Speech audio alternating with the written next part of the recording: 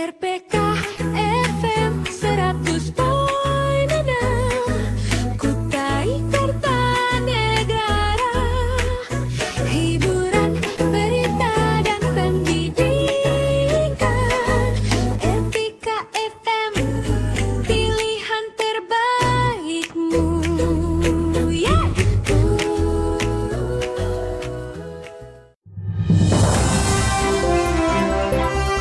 Oda Bekesa.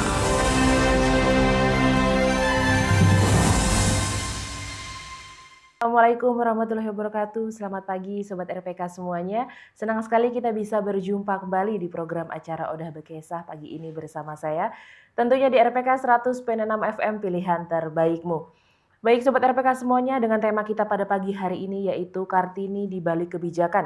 Perempuan penggerak pembangunan daerah. Sudah hadir bersama saya di sini narasumber yang luar biasa, yaitu ada Ibu Syarifah Vanessa Filma SEMM selaku PLT Kepala Bapeda Kukar. Selamat pagi Bu Nana. Selamat pagi, Dek. Gimana kabarnya pada pagi hari ini Bu? Alhamdulillah sehat. Sehat, baik ya Bu. Alhamdulillah. Pada pagi hari ini kan kita memperingati Hari Kartini nih Bu. Mungkin dari pandangan Ibu sendiri Bu, makna perjuangan Kartini hari ini Bu, kan Ibu sebagai yang dimana kita ketahui Ibu ini sebagai berada di posisi strategis pemerintahan Bu. Baik, terima kasih Mbak. Ini pertanyaan yang luar biasa, bukan hanya untuk saya, tapi juga mungkin ini adalah pertanyaan sekaligus refleksi atau cerminan dari kita kaum perempuan, karena mungkin berkat perjuangan dari Ibu Kartini atau berkat daripada pengalaman hidup yang beliau bagikan, akhirnya ini menjadi seperti penghargaan yang luar biasa bagi kaum perempuan di seluruh Indonesia. Dan ini sangat istimewa. Kenapa? Karena mungkin hanya di Indonesia mungkin ya. Betul, yang artinya menghargai perempuan seperti ini. Makanya makna daripada Hari Kartini ini adalah kita harus memahami apa yang kita rasakan pada saat ini jika kita bandingkan jika kondisinya dengan dialami oleh Ibu Kartini. Makanya ini luar biasa, jangan sampai kita artinya mengkerdilkan atau meremehkan apa itu Hari Kartini, apakah itu hanya sekedar berbaju kebaya, bukan. Tapi setiap hari kita harus memahami makna apa yang diperjuangkan oleh beliau. Artinya yang namanya kesetaraan ini bukan berarti kita ingin mengalahkan laki-laki, tapi kita diberikan kesempatan untuk bisa menampilkan potensi kita, apa yang menjadi pikiran kita, tapi tentunya semuanya harus dengan tujuan yang menjadi lebih baik. Jadi lebih baik. Dan menurut Ibu, apakah semangat Kartini masih relevan di era saat ini Bu? Oh, sangat relevan sekali, karena kalau perempuan ini bukan hanya sebagai mendidik anak di rumah tapi kemudian tidak tahu apa yang terjadi, tapi ketika dia mengetahui potensinya, kemampuan, bakatnya, nah itulah yang nanti akan ditularkan ke anaknya, sehingga nanti kita harus mempersiapkan anak-anak kita masa depannya lebih baik ketika kita memberikan pendidikan karakter yang baik, memberikan pemahaman potensi dan kemampuan dia supaya nanti dia bisa menghadapi kehidupan yang lebih baik di masa depannya. Kalau menurut saya seperti itu. Baik, luar biasa sekali. Dan kemudian menurut Ibu nih isu saat ini yang kira-kira masih bisa diperjuangkan Bu untuk perempuan sendiri? Baik, ya saya sebagai perempuan ini sebenarnya sangat miris ya kalau masih mendengar kasus kekerasan terhadap perempuan, terutama yang dilakukan oleh orang dekatnya. Nah, kalau misalkan ini kekerasan dilakukan oleh mungkin karena ada orang jahat yang artinya bertindak misalkan rampok atau sebagai akhirnya perempuan yang kena, itu beda. Tapi ketika kekerasan itu dilakukan oleh orang dekatnya, keluarganya sendiri, kemudian juga terutama yang anak perempuan juga, itu dilakukan oleh misalkan ayahnya, kakeknya, atau baru-baru ini kan ada kasus ya, bahwa yang dilakukan oleh seorang guru ngaji. Nah ini kan padahal kita berharap banyak dengan guru itu mengajar anaknya, mengajar ngaji, tapi yang dilakukan adalah pelecehan. Nah ini yang mungkin masih terjadi di Kutai Kartanegara Mbak.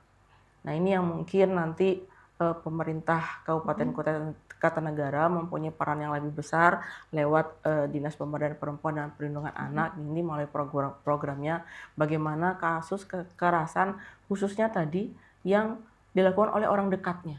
Nah, ini yang kita tidak tahu bagaimana kita tahu dia menjadi korban ketika dia tidak melapor. Iya, dia tidak speak up ya, Bu? Iya, dia tidak speak up. Nah, bagaimana artinya perempuan-perempuan ini diberikan informasi bahwa ketika dilakukan kekerasan dia harus melapor. Meskipun nanti ada mungkin resiko, ancaman dari keluarga dekatnya atau orang dekatnya itu, tapi itu harus dilakukan demi dia sendiri, demi dirinya sendiri. Nah, itu yang sekarang masih terjadi di Kutai Kartanegara. Meskipun tidak banyak kasusnya, tapi ada. Masih ada Iya. ya, Bu ya. Dan menurut Ibu sendiri, kenapa mereka ini tidak berani speak up? Apakah ada intimidasi? Ya, kalau pengetahuan saya, dia tidak berani speak up karena dia mengkhawatirkan kondisinya setelah dia mungkin terpisah dari orang dekatnya itu. Nah, misalkan ya suaminya atau orang dekatnya, bapaknya. Nah, ketika dia berpikir artinya bahwa ketika dia speak up nanti berdampak kepada kehidupannya selanjutnya, karena kan nanti dipisah tuh biasanya. Iya. Nah, apakah aku nih masih bisa melanjutkan hidup? Apakah aku nih masih bisa mungkin bekerja? Apakah aku nih masih mungkin bisa berinteraksi sama orang lain? Itu yang dia tidak tahu. Nah, untuk itu makanya seorang perempuan itu memang harus berdaya, mempunyai kemampuan, mempunyai pengetahuan. Bahkan mungkin dalam kondisi seperti itu dia mempunyai usaha sehingga dapat meyakini hidupnya, melanjutkan hidupnya tanpa mungkin dengan orang dekat yang melakukan kekerasan tersebut. Nah, itu yang paling penting sebenarnya, bagaimana bisa memberdayakan perempuan itu sehingga dia bisa percaya diri, dia bisa berusaha, dia bisa mengembangkan potensinya, dan akhirnya dia bisa mendapatkan kehidupan yang baik dan layak. Berdaya, berarti intinya Iya. adalah perempuan harus berdaya ya, Bu ya. Betul, ya.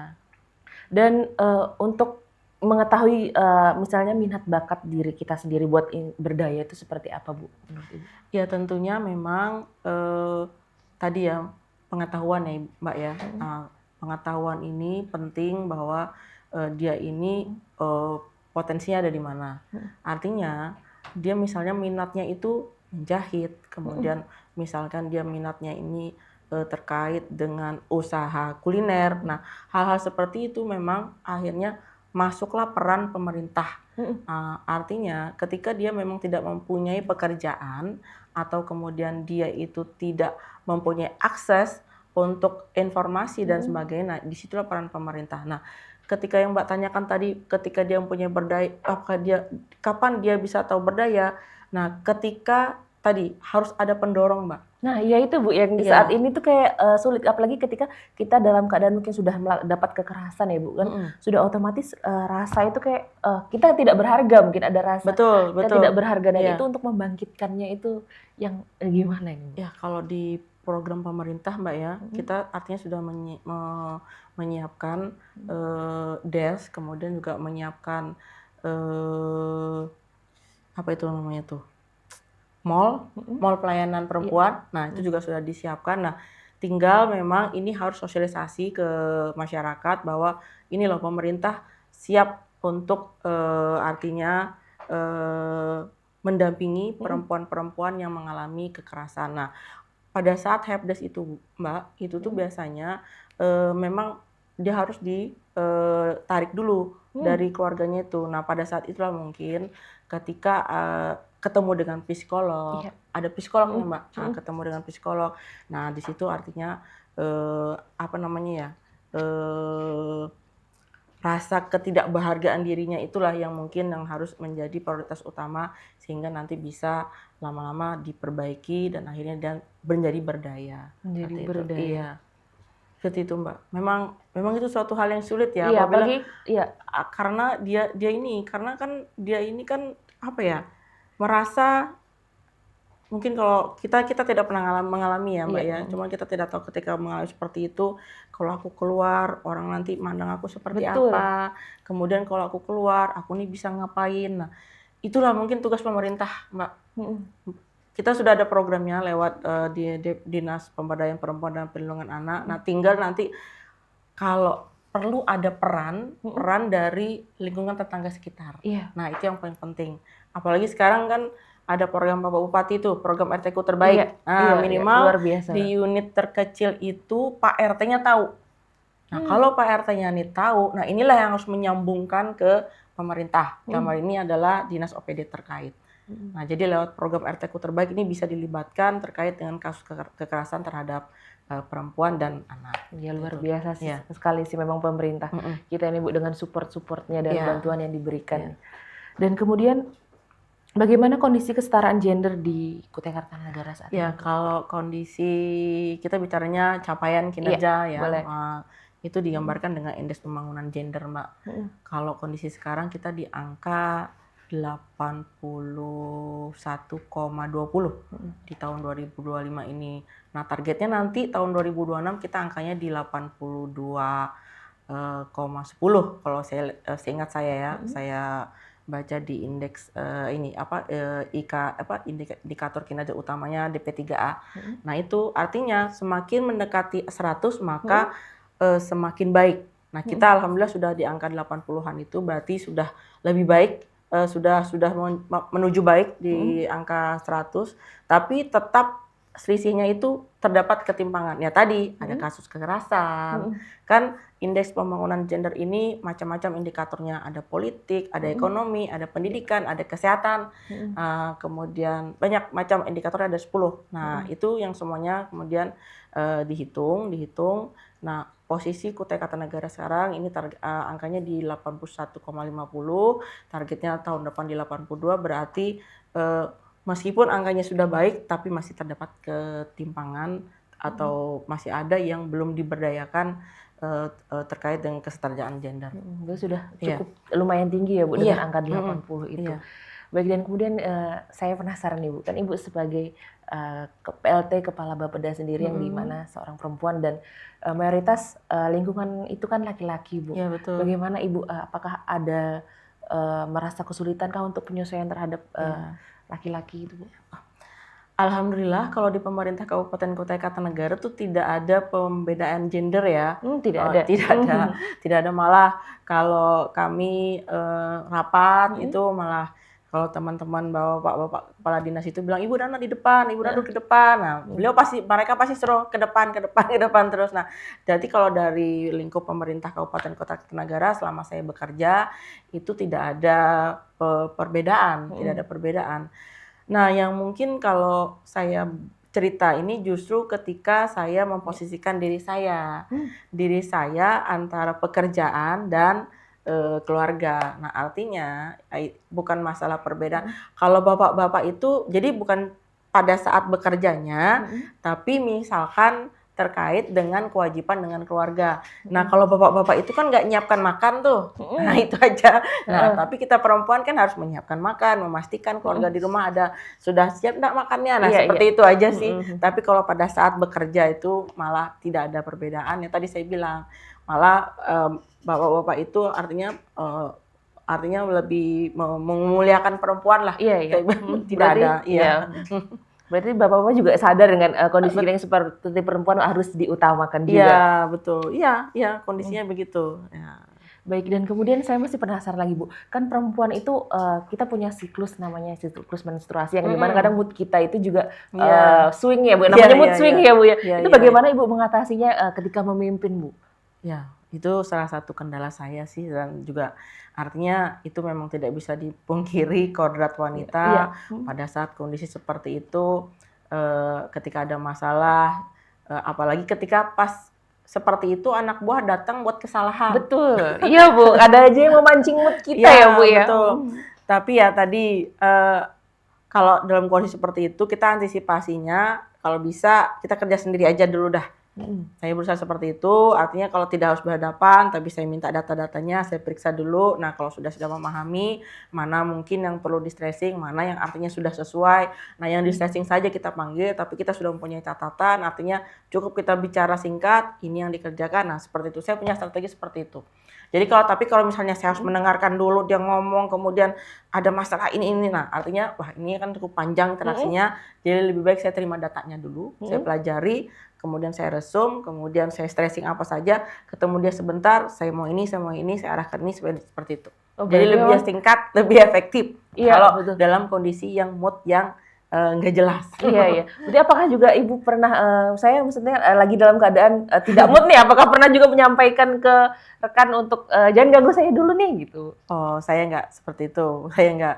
Oh, berarti nggak memang sudah pernah. terstruktur gitu Iya, ya? saya terstruktur. Tapi kalau teman-teman di kantor udah paham ketika saya banyak diam. Iya, Nah, iya. kalau ketika banyak diam, mereka malah menghindar. Nah, itu Iya, pinternya mereka. Iya. Alhamdulillah, jadi tidak terlalu banyak interaksi yang bermasalah lah. Baik, luar biasa. Tapi mereka sekali. tahu juga kalau saya lagi nggak enak itu artinya mereka memahami bahwa saya marah gitu.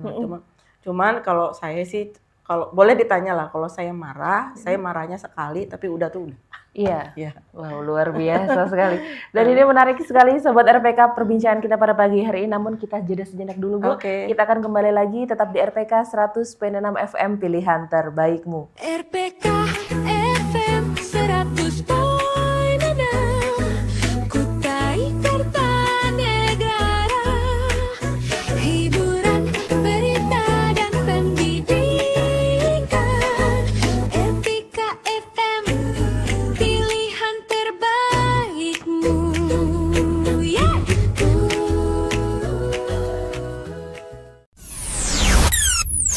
Nomor HP dan WhatsApp RPK FM 0811 544 1006.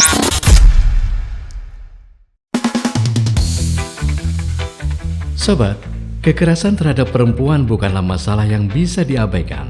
Setiap tahun, jutaan perempuan di seluruh dunia mengalami berbagai bentuk kekerasan, mulai dari kekerasan fisik hingga pelecehan seksual. Kekerasan terhadap perempuan merusak kehidupan, merampas martabat, dan menghambat kemajuan sosial yang kita semua cita-citakan.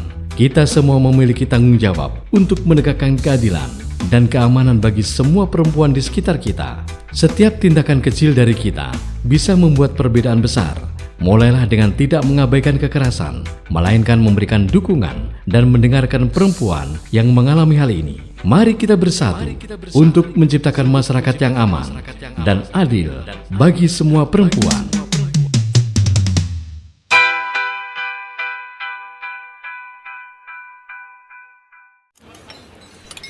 Lis, kamu kok bisa jawab semua soal debat tadi? Gokil banget deh. Biasa aja Ren, aku cuma rajin baca dan juga cek info dari sumber yang bener. Aku tuh males baca. Scroll medsos aja udah cukup kan? Ih, hati-hati loh, info di medsos itu belum tentu bener. Literasi itu bukan cuma soal baca, tapi juga paham, cek fakta, dan mikir kritis. Wah, pantes aku sering ketipu hoax. Jadi literasi itu kayak tameng ya? Iya, biar kita nggak gampang dibodohi dan bisa ambil keputusan cerdas. Anak muda cerdas itu kritis, bukan cuma viral. Tingkatkan literasi, buka wawasan, jadi generasi yang siap hadapi masa depan. Dipersembahkan RPK 100.6 FM, pilihan terbaikmu.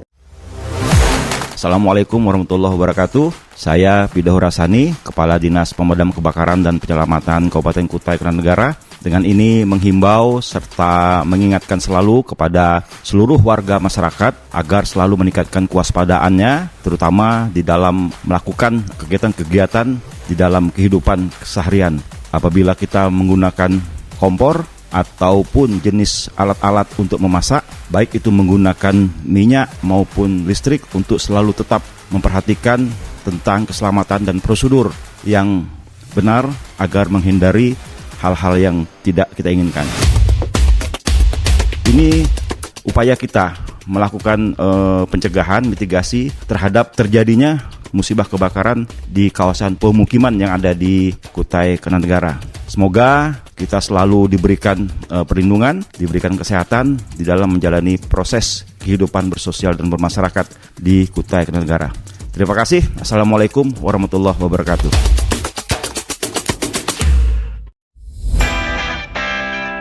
Kita semua tentu ingin tampil cantik dan percaya diri. Namun, pernahkah Anda memeriksa dengan teliti bahan-bahan dalam produk kosmetik yang Anda gunakan? Bahan berbahaya dalam kosmetik seperti merkuri, hidrokuinon, dan bahan kimia berbahaya lainnya dapat menimbulkan berbagai masalah kesehatan, mulai dari iritasi kulit, alergi, hingga kerusakan organ tubuh dalam jangka panjang.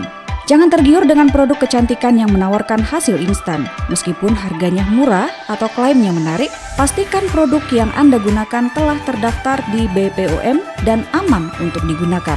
Selalu periksa label dan komposisi produk yang Anda beli.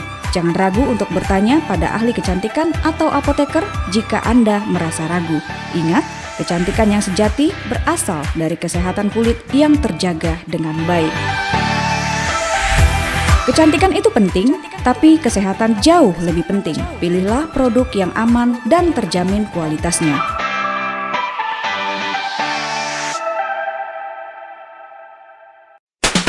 Saya Aulia Rahman Basri, Bupati Kutai Kartanegara. Dengan ini mengajak seluruh warga masyarakat Kabupaten Kutai Kartanegara. Yuk, kita mendengarkan RPK di frekuensi 100.6 FM.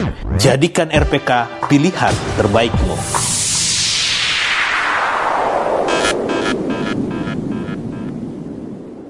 RPK FM 100.6 Kutai Kartanegara. Hiburan, berita dan pendidikan. RPK FM pilihan terbaikmu.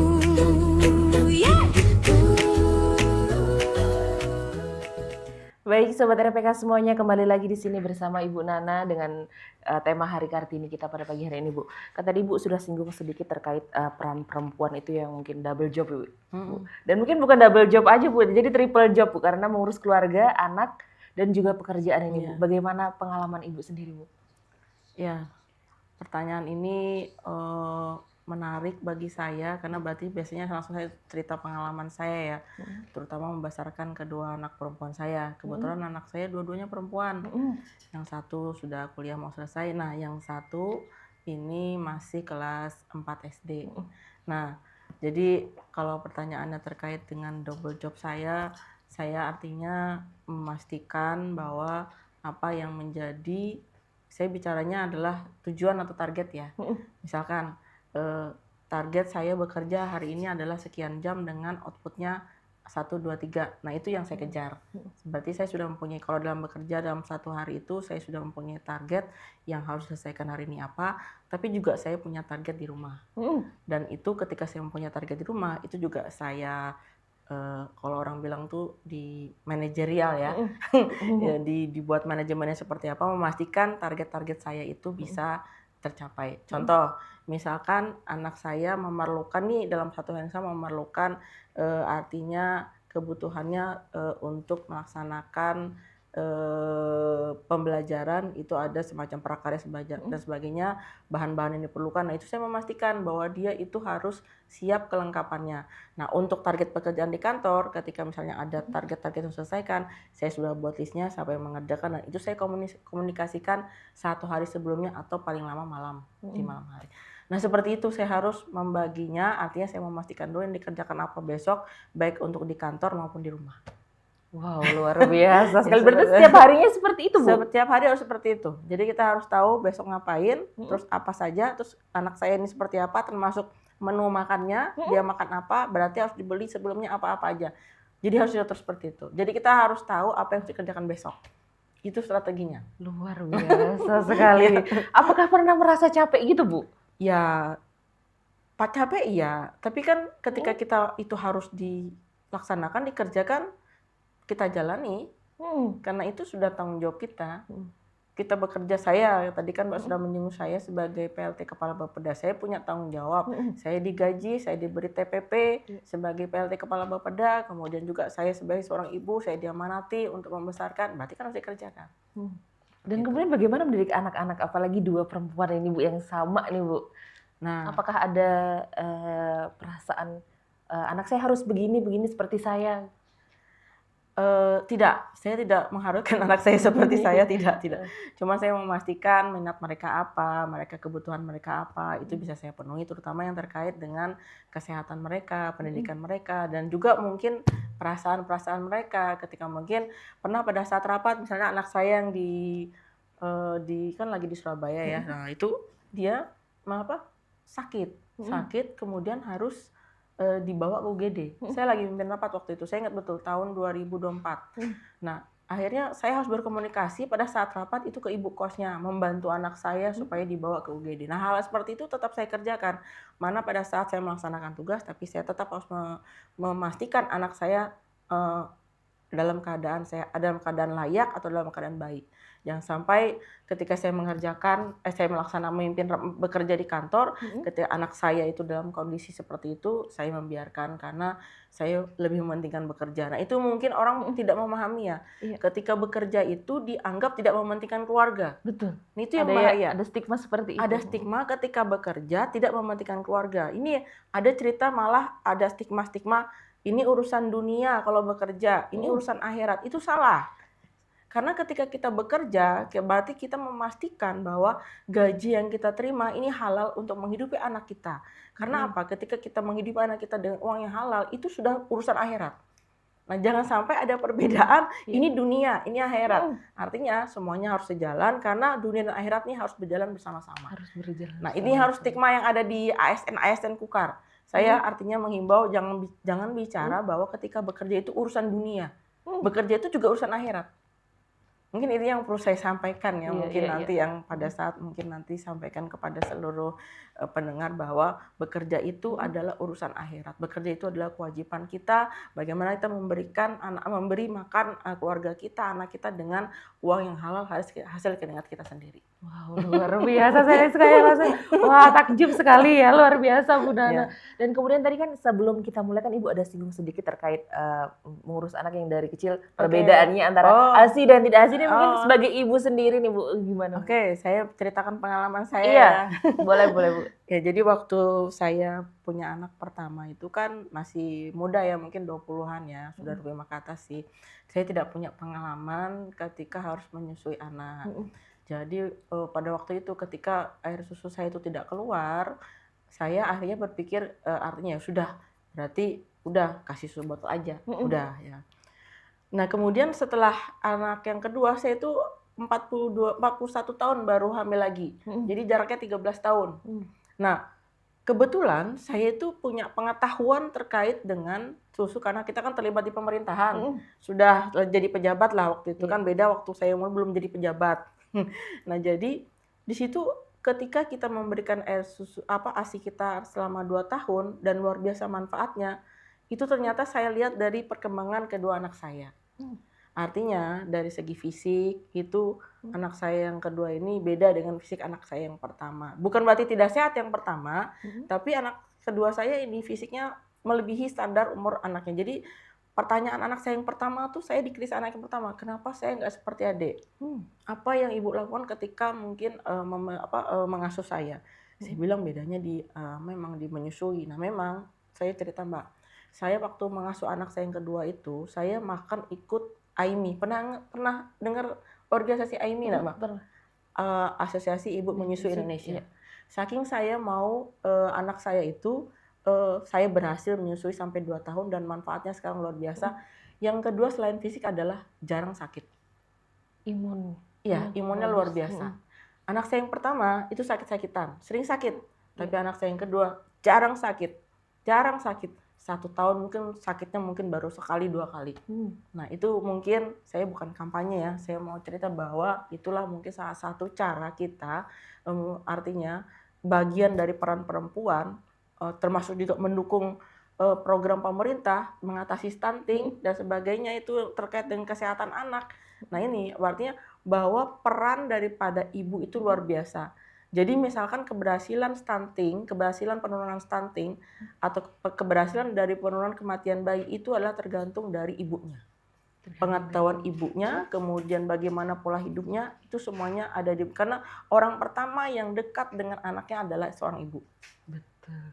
Dan kemudian di masyarakat masih banyak nih Bu yang ketika ibu bekerja itu menjadi tidak ingin mau menyusui anaknya, Bu, atau memang serat ASI-nya. Nah, itu bagaimana tanggapan Ibu sendiri? Saya kira itu karena tadi kegigihan atau niat dari ibunya. Karena saya selama saya bekerja waktu menyusui anak saya bawa pompa ke kantor. Makanya memang harus ada ruang-ruang menyusui di ruang publik ataupun di kantor. itu untuk memberikan kesempatan bagi seorang ibu yang bekerja untuk tetap memberikan ASI kepada anaknya. Karena kan ASI itu kan sekarang bisa disimpan, Iya, taruh di kulkas, nanti kemudian taruh di freezer, ketika ibunya bekerja bisa diberikan kepada anaknya di rumah. Dan semua itu sangat memungkinkan. Nah, bagi orang bekerja berarti ada ruang-ruang publik atau ada ruangan khusus sehingga dia bisa tetap menghasilkan ASI meskipun tidak bersama-sama anaknya. Baik, luar biasa. Berarti kembali lagi dengan ibunya sendiri bagaimana mengusahakannya ya. Iya, betul. Dari ibunya. Menurut saya peran Kartini sebenarnya di situ maknanya. Artinya memang dia boleh setara ya sama, kan kita berusaha setara dengan laki-laki, mempunyai kesempatan laki-laki, tapi tidak boleh lupa kodratnya itu adalah mendidik anak.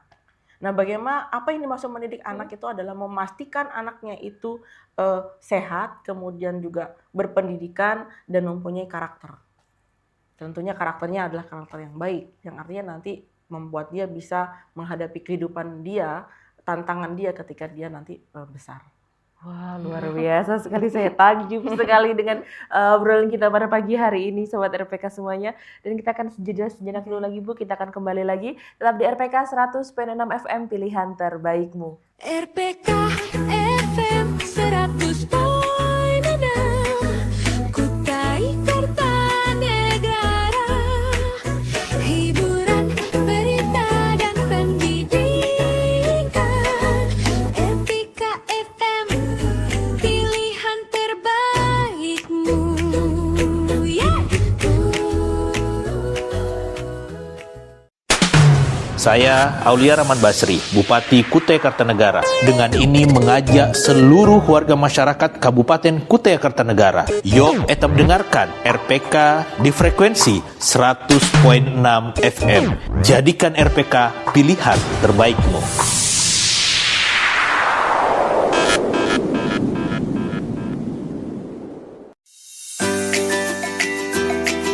Sobat, tahukah kamu baju adat adalah simbol kebanggaan dan identitas budaya kita? Setiap daerah memiliki desain dan makna yang unik, mencerminkan kekayaan budaya yang luar biasa. Mari kita bangga mengenakan baju adat kita, baik dalam acara khusus maupun dalam kehidupan sehari-hari. Baju adat bukan hanya pakaian, tapi juga bentuk penghargaan terhadap warisan nenek moyang kita yang harus kita jaga dan lestarikan. Dengan mengenakan baju adat, kita ikut memperkenalkan budaya Indonesia yang kaya akan keindahan dan keberagaman. Tidak ada salahnya untuk menunjukkan kebanggaan atas asal-usul kita, apalagi saat merayakan hari-hari penting seperti pernikahan, pesta adat, atau upacara budaya. Dengan mengenakan baju adat, kita tidak hanya mengenakan kain, tapi juga nilai dan sejarah yang mendalam. Jadi, ayo tetap bangga dan lestarikan budaya kita dengan mengenakan baju adat Indonesia.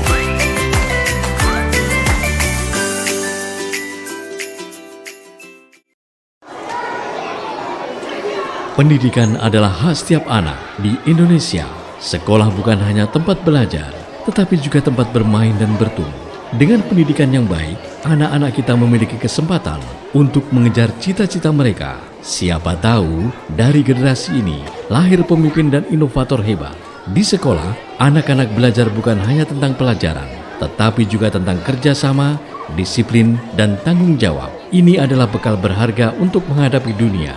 Anak yang bersekolah memiliki peluang lebih baik untuk mendapatkan pekerjaan yang layak dan berkontribusi pada keluarga dan masyarakat. Dengan pendidikan, kita dapat memutus rantai kemiskinan. Di dalam kelas, anak-anak belajar untuk menghargai perbedaan dan berinteraksi dengan teman-teman dari berbagai latar belakang.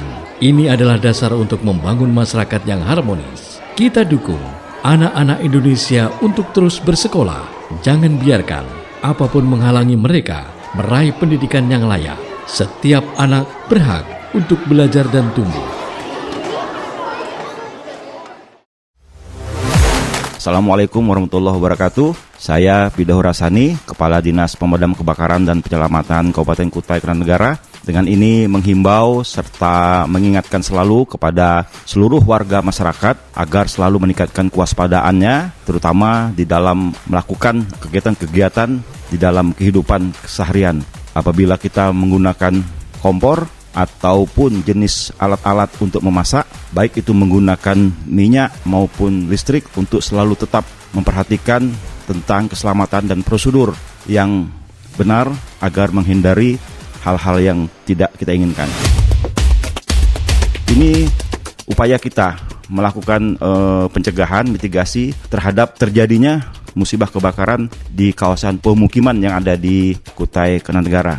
Semoga kita selalu diberikan perlindungan, diberikan kesehatan di dalam menjalani proses kehidupan bersosial dan bermasyarakat di Kutai Kartanegara. Terima kasih. Assalamualaikum warahmatullahi wabarakatuh.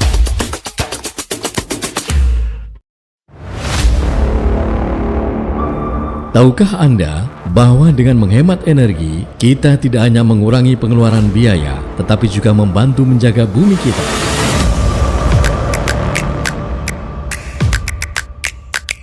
Matikan lampu dan peralatan listrik yang tidak digunakan. Setiap kali Anda meninggalkan ruangan, pastikan lampu dan perangkat elektronik dimatikan. Kebiasaan kecil ini dapat menghemat banyak energi. Gunakan peralatan hemat energi, pilihlah peralatan listrik yang memiliki label efisiensi energi. Meskipun harganya sedikit lebih mahal, Anda akan menghemat lebih banyak dalam jangka panjang. Atur suhu AC dan pemanas untuk tidak terlalu dingin atau panas. Dengan mengatur suhu yang tepat, Anda bisa menghemat energi dan tetap merasa nyaman. Manfaatkan cahaya alami dengan membuka tirai dan biarkan sinar matahari masuk. Ini tidak hanya mengurangi penggunaan listrik, tetapi juga memberikan suasana ceria di rumah Anda. Ayo, kita mulai hemat energi sekarang juga.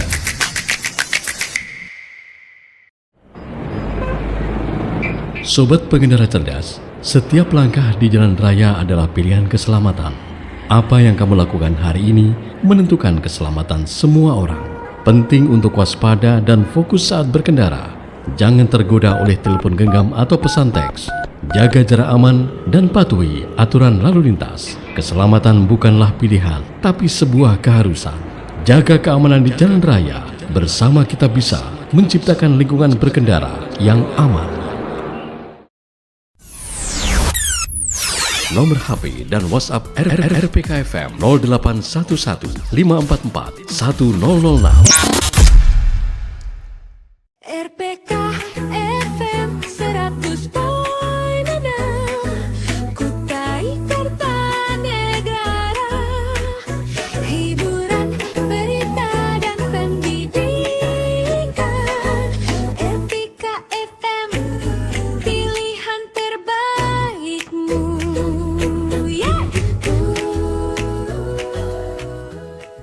Baik Sobat RPK semuanya, kembali lagi di sini bersama Ibu Nana dengan peringatan Hari Kartini pada pagi hari ini.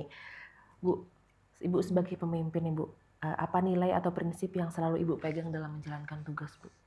Baik, tadi sebenarnya sudah saya singgung ya, kalau saya bekerja saya punya target. Nah itu yang saya sering terapkan ke teman-teman di Bapeda yang saat ini mungkin tempat saya bekerja.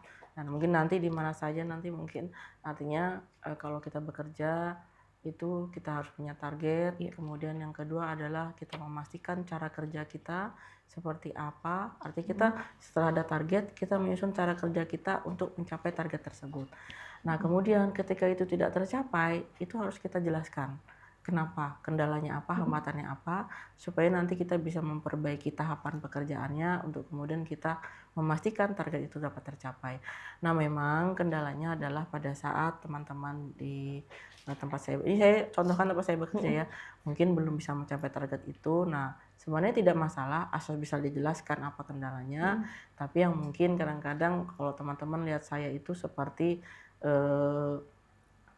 disuruh kerja terus padahal maksud saya ini adalah kewajiban kita, ini adalah tanggung jawab kita untuk menyelesaikan pekerjaan ini. Memang seperti itu, kalau kerja di Bapeda itu ada target-target yang artinya nanti berdampak. Kalau Bapeda ini lambat bekerja nanti akan berdampak ke tahapan selanjutnya untuk seluruh perangkat daerah. Nah itu masalahnya ada di situ.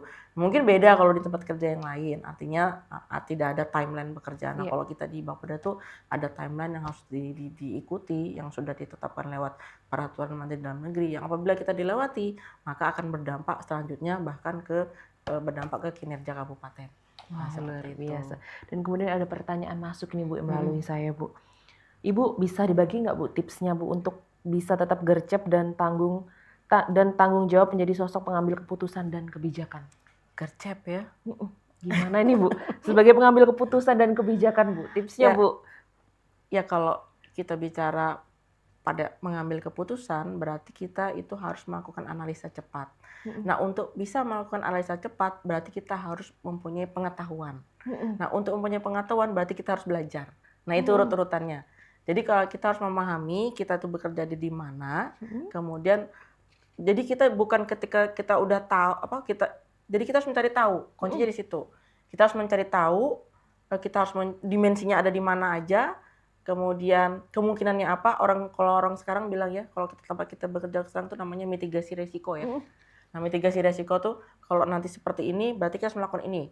Kalau nanti kira-kira seperti ini, berarti kita harus mempersiapkan ini. Nah, itu yang harus dilakukan kalau kita mau gercep.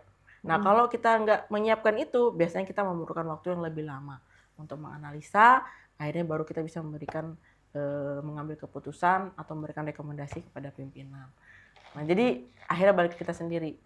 Bagaimana kita memastikan kita mengetahui, kemudian kita bisa melakukan menganalisa lebih cepat ketika kita mempunyai pengetahuan dan kemampuan untuk kita memberikan tadi gercep yang pertanyaan Mbak tadi.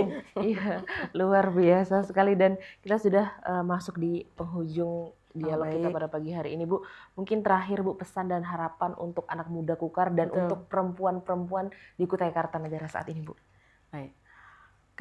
Saya pribadi ini mengharapkan satu kata buat generasi muda dalam kondisi apapun generasinya. Pada saat ini kan ada Gen Z, nanti ada Gen Alpha, dan seterusnya. Itu ada satu kata yang saya mungkin pesan kepada generasi muda adalah santun. Nah, jadi kata santun ini dimanapun Anda berada, anak-anak berada, tetaplah bersikap santun, hormat meskipun mereka pintar ya. Mereka kan lebih pintar dari kita kan. Lebih lebih apa istilahnya nih, dari IT segala macam. Tapi ketika ada kata santun kepada orang tua, ada kata santun kepada teman-temannya, maka ini berarti sikap atau karakternya ini terjaga dan berarti dia baik orangnya. Nah, seperti itu. Jadi pesan saya adalah tetaplah bersikap santun meskipun kita mungkin adalah orang yang pintar, meskipun kita merasa bahwa ini orang tua aja enggak tahu apa-apa dia. Nah, seperti itu kan, seperti anak-anaknya seperti itu. Nah, tapi ketika bisa memahami, bisa artinya tuh mengerti kondisi orang-orang di sekitarnya dan itu bisa dia mengambil mana-mana yang baik untuk dia, mana-mana yang tidak baik untuk dia, tapi dia tetap bersikap santun. Nah, itulah mungkin yang bisa saya harapkan dari generasi muda sekarang. Baik, untuk Hari Kartini terkhusus Bu, bisa disampaikan harapannya Bu?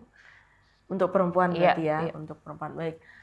Untuk perempuan semua perempuan termasuk mungkin agak anak-anak ya, anak-anak terus juga yang gadis atau ibu-ibu perempuan atau yang sudah bekerja atau mungkin yang pada saat ini sudah lanjut usia, saya itu berharap ketika terjadi kekerasan atau ketika terjadi hal apapun bentuknya yang artinya menginjak harga diri kita, yang artinya membuat kita merasa kerdil, yang membuat kita artinya tidak berarti, cepat artinya cari pertolongan. Jangan biarkan diri kita semakin terpuruk, jangan biarkan hati kita ini semakin kecil, tapi cepat cari pertolongan karena yakinlah bahwa kita perempuan mempunyai hak untuk yang namanya hidup dengan layak, untuk namanya bahagia. Nah, itu poinnya. Kita perempuan layak untuk hidup bahagia. Itu pesan saya. Jadi mau orangnya ini bekerja atau tidak bekerja atau dalam kondisi apapun, perempuan itu layak untuk bahagia. Baik, luar biasa sekali. Baik, Ibu Nana, terima kasih sudah berkenan hadir dan bersama Idea Bekesa pada pagi hari ini. Semoga apa yang disampaikan narasumber kita pada pagi hari ini dapat bermanfaat untuk kita semua. Dan akhirnya saya Dea Faradila mewakili kerabat kerja yang bertugas pada pagi hari ini pamit undur diri. Wassalamualaikum warahmatullahi wabarakatuh dan sampai jumpa di Oda Bekesa selanjutnya. Tetap di RPK 100.6 FM, pilihan terbaikmu.